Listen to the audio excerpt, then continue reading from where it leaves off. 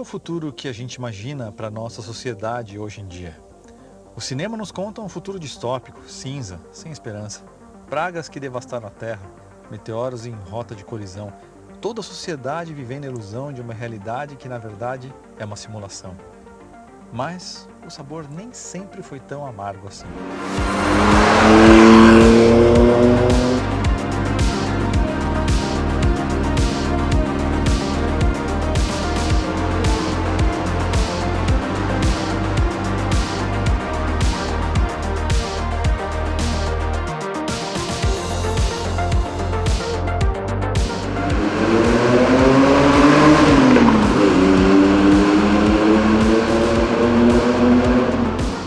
Em 1985, o futuro imaginado para 2015 envolvia carros voadores, skates flutuando sobre o asfalto, tênis que se amarravam sozinhos e muitas previsões viraram realidade, como chamadas de vídeo, drones com câmeras, TVs planas penduradas na parede e gadgets pendurados na nossa cabeça.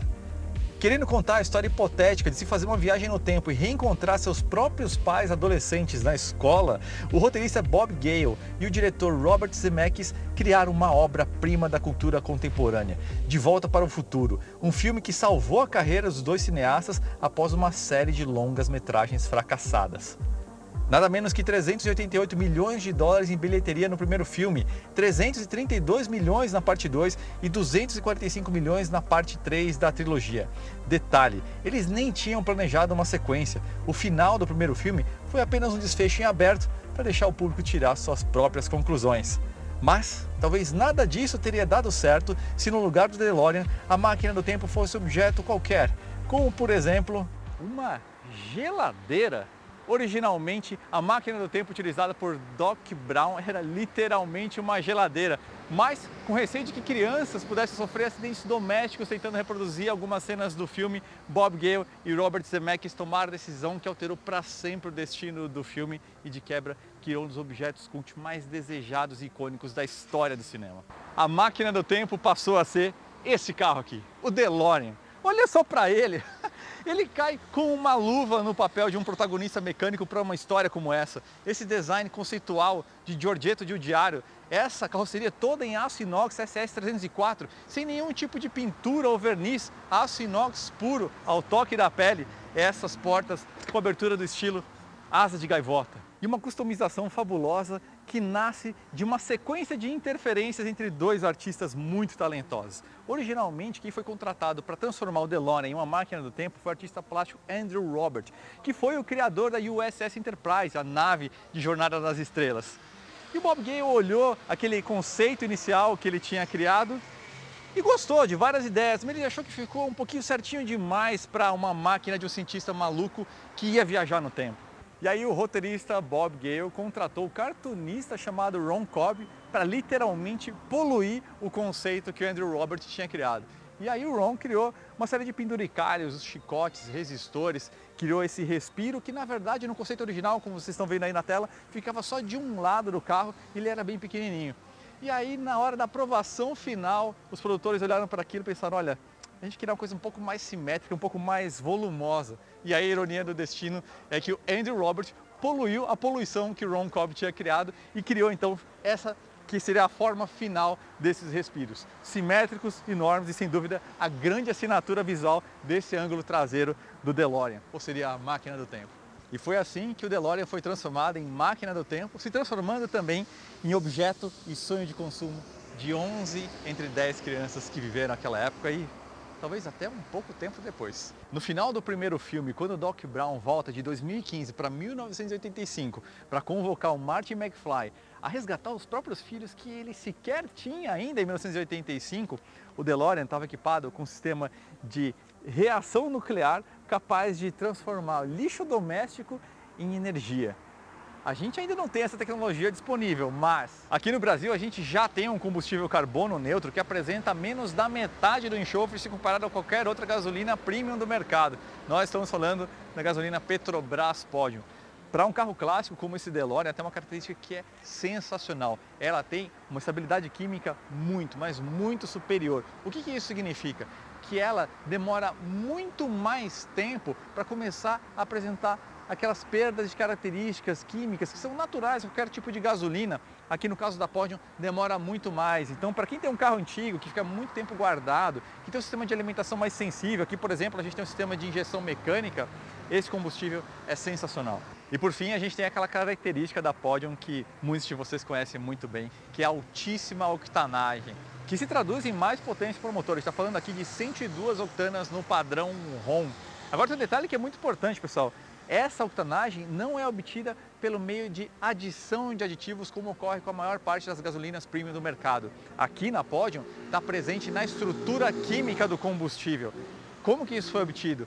As correntes de hidrocarbonetos que compõem a gasolina Podium são compostas utilizando as parcelas mais nobres do petróleo. E de fato na Podium a gente tem aditivos, mas a função deles não é aumentar a octanagem, e sim cuidar da parte da limpeza do motor, por exemplo, a eliminação de resíduos de carbono e também proteção no motor.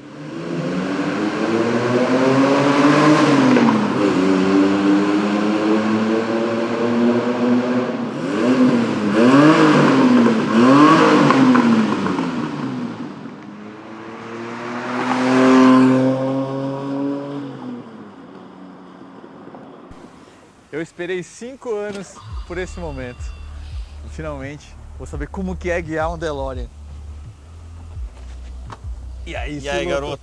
Como é que você tá, mano? Tudo bem? 5 anos depois a gente se reencontra com um carro que mudou um bom bocado, né, cara? Oh, mudou bastante, mudou bastante. Agora temos a máquina do tempo, uma de verdade.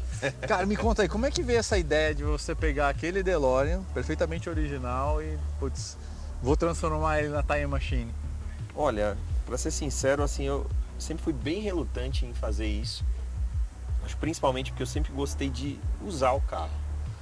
Então, eu tive a oportunidade de ver 2 máquinas do tempo que estão aqui no Brasil, carros fantásticos, maravilhosos, e tive a oportunidade de ver a complexidade que é você ter uma máquina do tempo, uma transformação de máquina do tempo e manter esse carro andando. Como é que você conseguiu conciliar isso de você fazer uma Time Machine que você consegue usar? E a maior prova disso é que daquele Midnight até hoje a gente tem 6.000 milhas rodadas.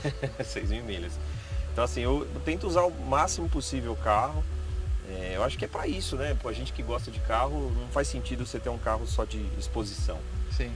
A experiência do carro é muito legal e acho que vai fazer mais ou menos 1 ano e meio que eu transformei ele em Time Machine e eu continuei usando. Uhum. Então eu acho que a experiência tem sido incrível, assim, principalmente da reação das pessoas. A minha reação também, porque depois que já está um tempo com o carro, não que você se acostuma, que eu acho que eu nunca vou me acostumar mas com o a DeLorean. reação das outras pessoas é que é um combustível. Mas a reação né? das pessoas é um combustível, com certeza. E o produto final que eu tenho hoje, vamos dizer, a versão 2.0, sei lá qual que é a versão do meu DeLorean hoje, eu acho que é a melhor que eu tenho até hoje. Que sensacional. Agora me conta, como é que você conseguiu fazer todas as modificações e deixar o carro ainda usável? O capô que fica atrás, o motor traseiro, né? E não é central traseiro, é traseiro mesmo. Ele abre mesmo com tudo que a gente tem pendurado ali atrás. Essas coisas não saem voando? Qual a velocidade máxima que você deu com esse carro? Ele faz ruído? Como é que você conseguiu chegar num... Olha, é um negócio de teste mesmo. Eu acho que eu acabei incorporando um pouquinho de dock para poder fazer essa máquina do tempo. Eu desisti de fazer uma coisa exatamente igual ao do filme, porque seria muito difícil, né? Então eu tentei fazer a minha versão do futuro, né? De um DeLorean um pouco mais enxuto, mais light, uma máquina do tempo um pouco mais light, com um pouco menos coisas, mas com os elementos principais que fazem a viagem no tempo ser possível. Como o nosso capacitor de fluxo, né? Temos que colocar também a data aqui no teclado. Temos aqui. Esse é um Eu vou sair desse episódio muito rico. Só posso dizer isso para vocês. Uma das coisas também que me ajudou, eu acabei ganhando de presente, é um manual Haynes do Doc Brown, mostrando como manter e construir a Time Machine. Tem alguns elementos. E isso é extremamente lúdico, porque esse guia de manuais é muito tradicional nos Estados Unidos para quem faz manutenção dos próprios carros, né? E eles criaram. Os caras lançaram um negócio guia de você genial. Customização. Então assim, tem muitas fotos, muitas coisas legais assim que facilitam a construção da máquina do tempo. Mas eu comecei pela interna do carro. Então assim, a princípio aquela coisa da pandemia deu uma bagunçada na cabeça, mas teve o lado positivo que a gente teve um pouco mais de tempo para pesquisar e fazer estudar um pouquinho mais. Já tinha essa ideia, como eu te falei, de transformar o carro com certo receio.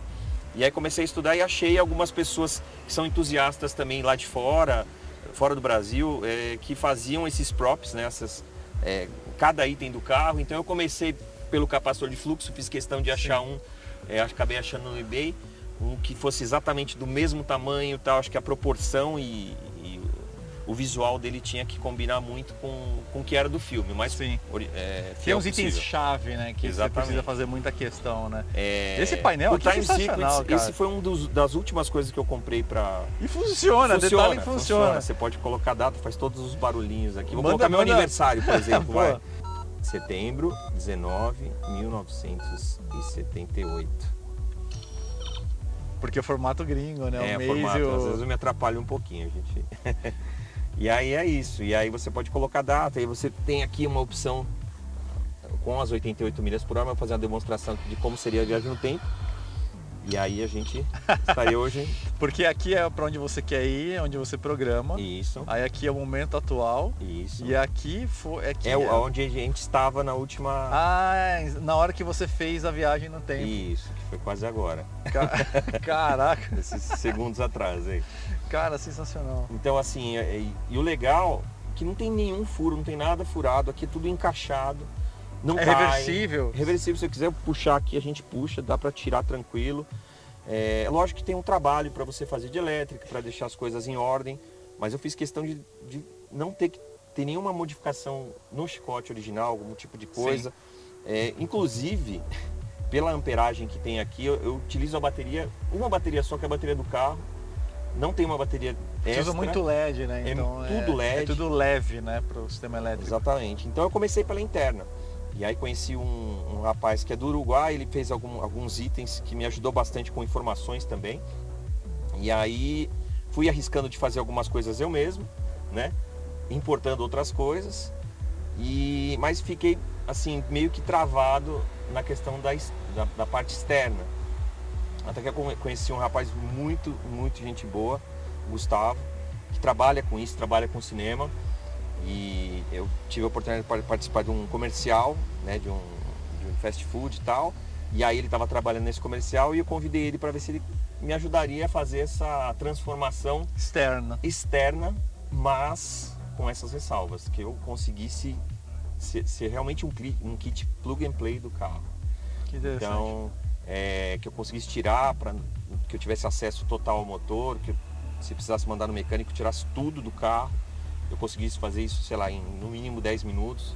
Ou se eu parar na estrada, eu preciso fazer alguma coisa, então eu conseguiria fazer. E assim a gente fez. Assim, com bastante estudo, com bastante trabalho, de desenvolver, mas assim, ao mesmo tempo, sendo simples. Acho que a coisa é a simplicidade das coisas, das soluções que a gente teve aqui. Agora, antes de a gente sair aqui para eu ter essa experiência ao volante, duas coisas que eu queria saber. Me conta essa história desses autógrafos aqui. E antes até disso, se você quiser que esse carro esteja num evento corporativo ou coisas do tipo, você está disponível? Estou disponível. Desde que eu peguei o carro, assim, não é uma coisa que foi pensada, né? A demanda Mas veio, a demanda realmente veio e foi uma forma de eu investir no carro e acabou virando realmente um negócio.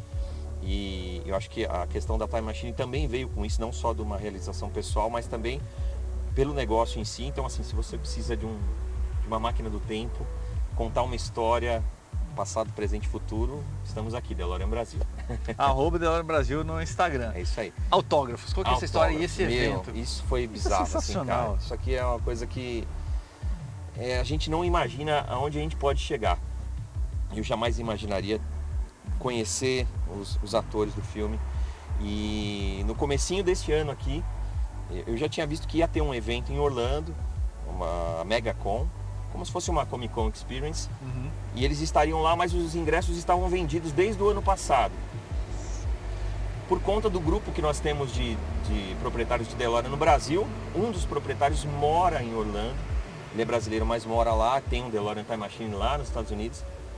E uma semana antes do evento acontecer, ele mandou uma mensagem perguntando que está. Ele falou, olha, que parte do carro eu posso levar para os atores autografar do meu carro? E aí, a gente comentando do grupo, falou, mas peraí, quando você comprou esse ingresso? Eu falei, comprei essa semana. Eu falei, como assim? Não estava tudo vendido? Não. E aí aquilo me tirou o sono. Eu falei, meu, lascou. Tipo, nem uma semana, sei lá, acho que era tipo um sábado, o evento era na quarta.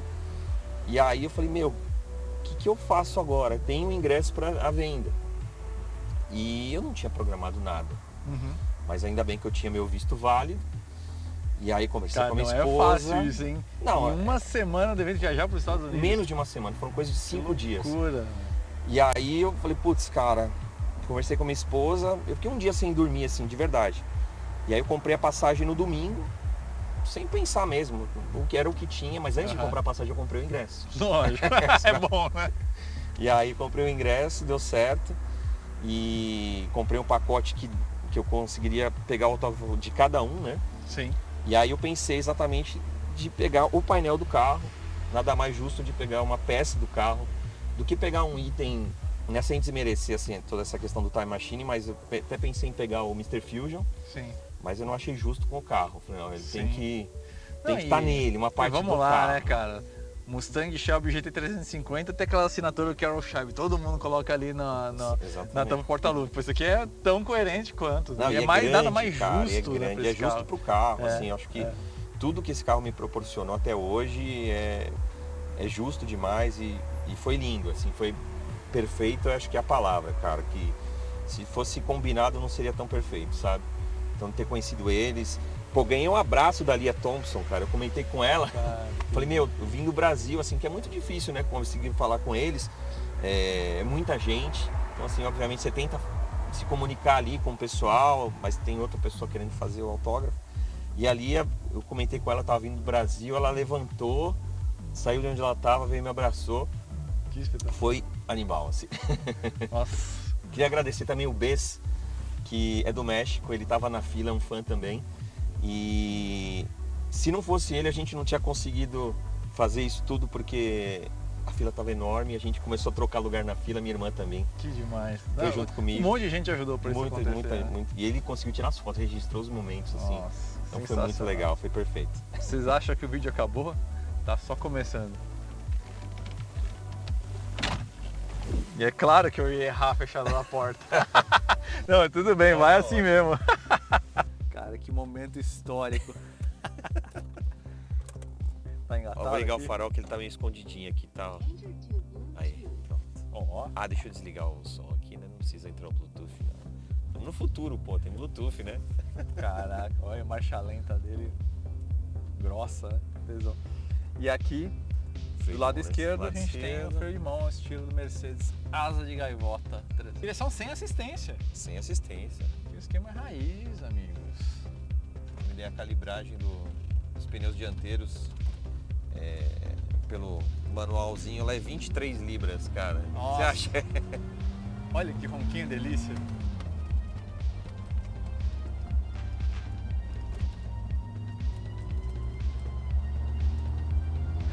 Caraca, que sensacional, meu.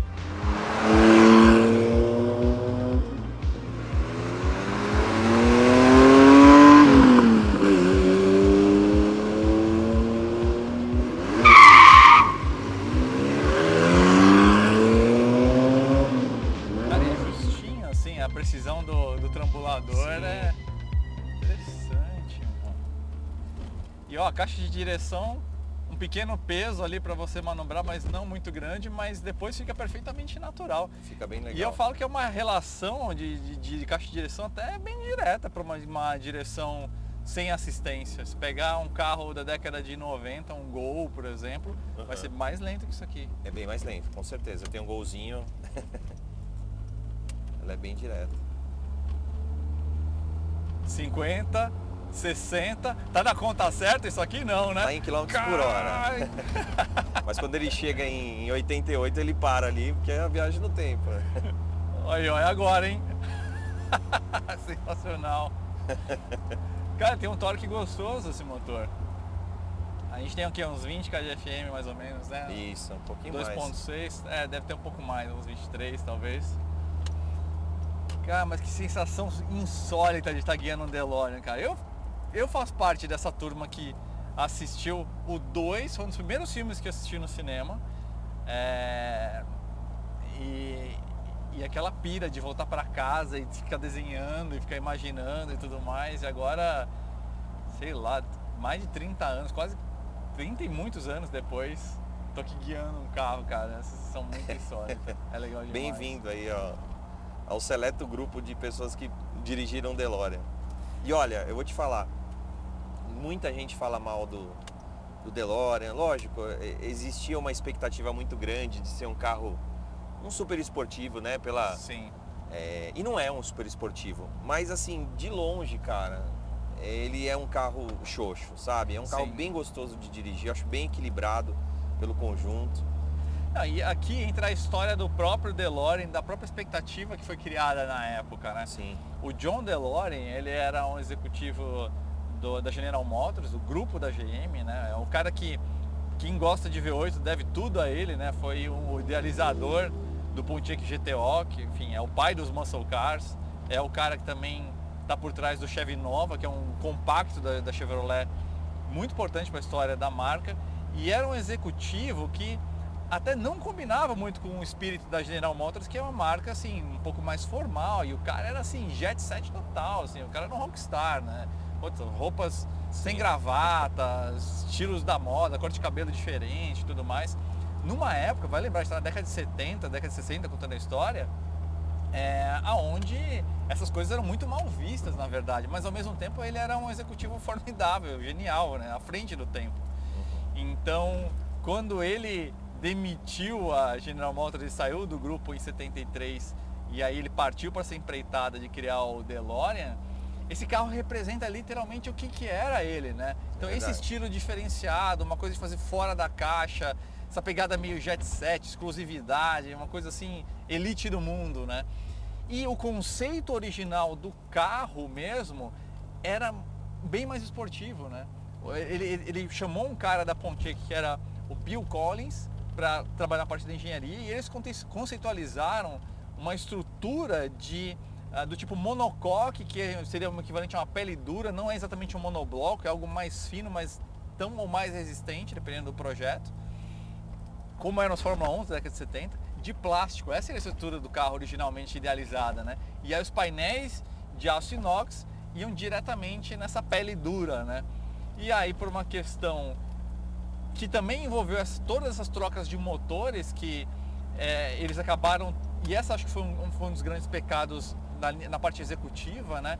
Então começou com a ideia de um Wankel de 2 rotores, depois passou para um 4 cilindros, se não me engano, Citroën, depois virou um V6 que é do Ford Capri, né? O V6 Cologne, e aí finalmente chegando no V6 2.6 PRV, né? 2.8 PRV. 2.8 PRV. É isso. Que é esse motor que a gente tem aqui. Vocês têm que imaginar que quando isso acontece num projeto, você tem que refazer a estrutura do carro inteira. E no topo disso, a ideia do monocoque que a gente falou de plástico também se mostrou inviável, e eles tiveram de ir atrás de engenharia para resolver isso. Tentaram com a Porsche, era caro, o BMW era caro, terminaram com a Lotus. E aí na Lotus eles já tinham o Lotus Sprit, que era um esportivo que até lembra as proporções desse carro. E aí o pessoal da engenharia da Lotus falou, a gente já tem um Sprit aqui, para questão de custo e viabilidade que estão querendo, a gente vai ter que descartar uma parte grande desse projeto para adaptar o que a gente tem aqui da solução do Sprit. E aí é uma solução de estrutura do tipo chassi, que chamam de espinha dorsal, né? Ele tem um formato meio de 2 Ys colados. E aí você tem em cima disso uma outra estrutura que seria uma subcarroceria, nem sei se esse é o termo correto, que é onde os painéis são instalados. E aí com tudo isso aí o carro ganhou uns 200 e muitos quilos a mais em relação à idealização original, que era ter um carro de 1000 quilos ou menos, né? Isso. Só que o conceito inteiro do carro ainda é de um carro esportivo. É um carro extremamente baixo, com suspensão duplo ar na dianteira, multibraços na traseira. O motor, ok, não é central traseiro como imaginado originalmente, acabou ficando um motor traseiro por uma questão de packaging, né, de você fazer esse arranjo depois de tantas mudanças em estrutura e motor. Mas ainda assim é um carro que tem uma dianteira extremamente baixa, posição de dirigir extremamente esportiva. A gente tem até esse recesso no teto aqui, né? Que lembra o GT40, né? O Gurney Bubble. para um cara da minha altura... Não, parece que não vai caber, cara. Quando você entra dentro do dá carro, você vai medo fechar de a porta e fechar falar, a meu, vai ficar inclusive. estranho. E é confortável, assim. Então, o conceito do carro, mesmo Sim. com todas essas alterações, é um carro, sim, é um carro esporte. Sim. O que faltou realmente foi Faltou potência. motor, faltou potência. Pro peso que ele acabou incorporando.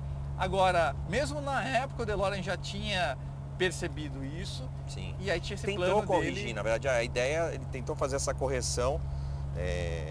Eles estavam em projeto do DeLorean biturbo, que aí ia entregar uma potência bem legal e que não deu tempo.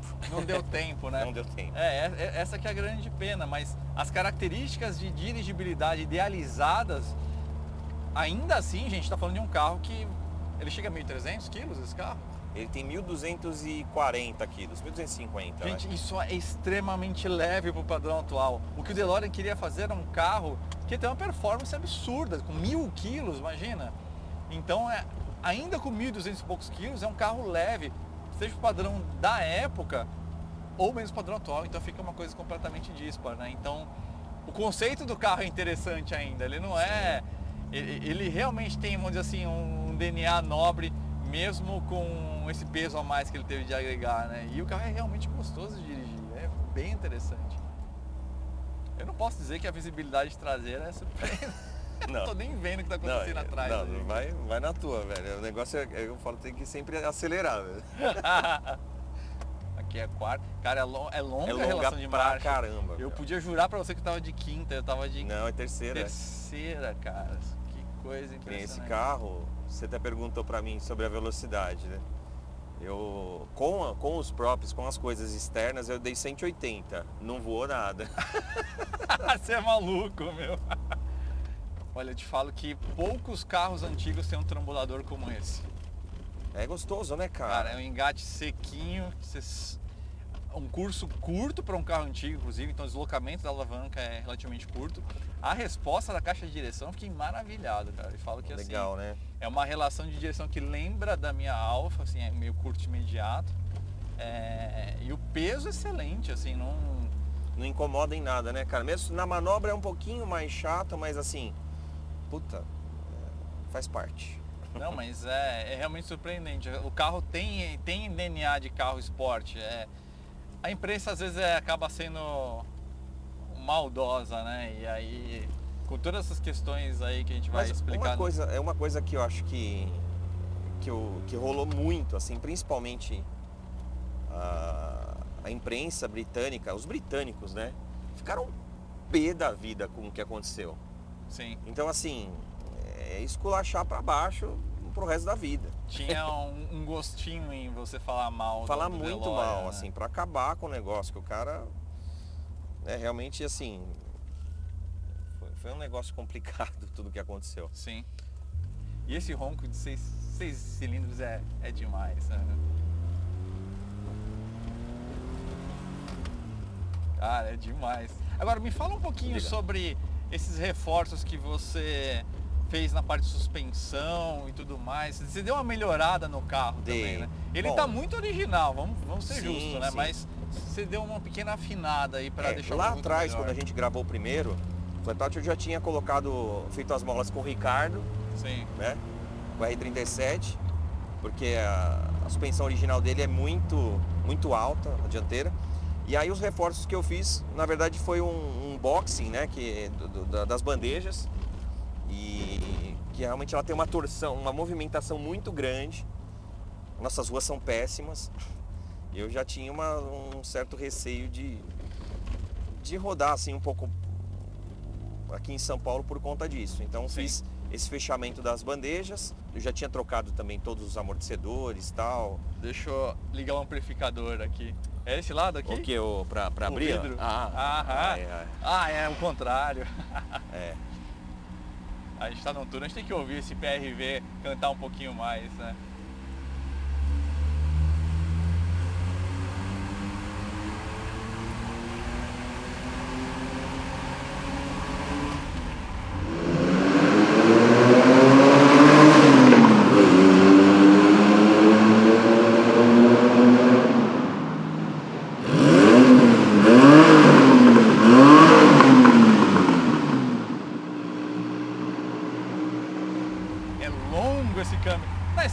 gostoso, né? Cara, na estrada é sensacional.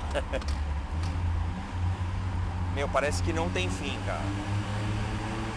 E ele é suave, né? Vibração e tudo mais, você não sente nenhuma. O motor vai que é uma seda, né? Não, vai embora, cara. Que delícia de carro, olha. É aquele tipo de coisa. Eu assisti o filme, fiquei maravilhado, criança, desenhou, entra na pira, não sei o que, vira sonho. Aí você cresce e lê as matérias, ou que chegar em você e fala, não, o carro é ruim, o carro é isso, o carro é aquilo. Nada como você experimentar por conta própria e formar sua própria opinião. Exatamente. Porque eu falo pra você, eu já guiei muito carro de todo tipo, novo, antigo, e pra mim tá transparente o DNA aqui de carro esporte, não é... É uma mera questão de, sim, desenvoltura, precisaria de um motor mais forte, ok, mas a base está toda aqui. Sim. Era só a questão realmente do que não aconteceu. O DeLorean falou, olha, vamos criar então uma versão Sport turbo aqui que resolve. O carro, você sente que o carro tem dinâmica para suportar isso. Exatamente. E essa é a parte que mais me surpreendeu positivamente. E aí ele vai ter uma proporção de entre eixos e bitola, eu nem fiz essa conta, mas eu garanto que vai estar próximo do Ferrari 308.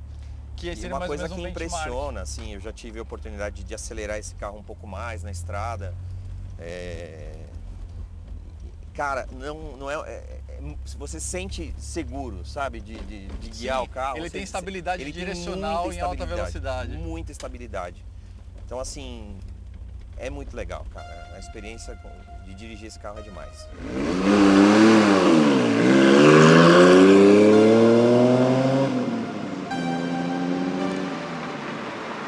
A bordo do DeLorean, entre 1885 e 2015, McFly e Doc Brown salvaram seus futuros, os seus passados e o de suas famílias no cinema. Mas no mundo real, infelizmente, eles não conseguiram salvar o destino do próprio DeLorean. A história do DeLorean e do filme nasceram quase juntos. Em meados de 1980, quando Bob Gale teve a ideia do roteiro, a DeLorean Motor Company estava para começar a produção do seu carro na Irlanda do Norte. Quando Bob terminou de escrever a primeira versão da história, aquela que a geladeira, que era a máquina do tempo, o carro estava chegando no mercado norte-americano. Foi inclusive naquele momento que Bob teve a ideia de trocar a geladeira pelo DeLorean. Mas, no final de 1982, 2 anos e meio antes da estreia nos cinemas, a fábrica do DeLorean já estava falida. Atrasos no desenvolvimento, diversas mudanças de projeto que deixaram o carro mais pesado e mais lento, o empilhamento de dívidas da fábrica e, para selar o destino de vez, uma acusação forjada ligando o fundador John DeLorean ao investidor, que de fato era um traficante internacional procurado, que queria usar a fábrica para lavar dinheiro. DeLorean foi inocentado pela justiça americana, mas com a reputação arruinada, jamais conseguiria outros investidores para reverter a situação da DeLorean Motor Company. O destino estava selado. Nos resta apenas imaginar como teria sido a história do DeLorean caso o filme tivesse sido lançado 3 anos antes.